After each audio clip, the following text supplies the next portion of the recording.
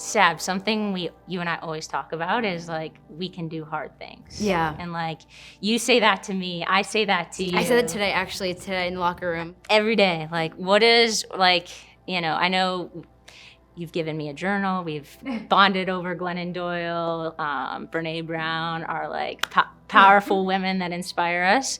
What do those words mean to you? Why do you say that every day? I think that obviously we can do hard things can sound like, it could just sound like something that is put in the air when it seems very negative or like things are hard. And obviously when things are hard, you need to acknowledge that and it's okay to mourn them.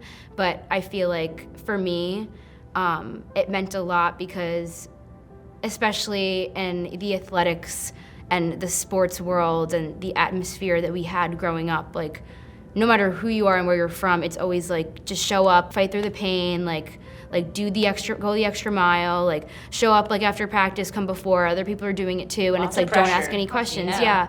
And it's a lot of toxic positivity, and I feel like toxic positivity, if once you start thinking about how awful it is, then it's like, okay, like it's hard to like get out of like, it's hard to organize like, okay, when do I show up, when do I not?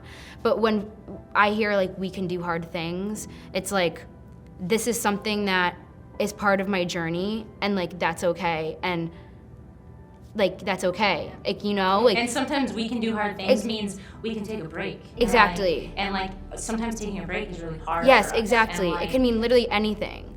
Yeah, and I think that like a lot of the time, like we feel like when we're burning out or like when something seems really hard or something like isn't working, like we have to just sit back because we don't like failure and we don't like to mess up. And I think, again, tying back to this book, like, which is obviously, like I said, completely changed my life. Like, I've a different perspective I've definitely gained from it is that, like, things are gonna happen in life and you can't control everything. And it's what can you do to control, like, what you can in the moment? How are you going to respond? And even if it's not in a way where you want to, like, what can you learn from it? And, like, how can you show up for other people when you know that you can't?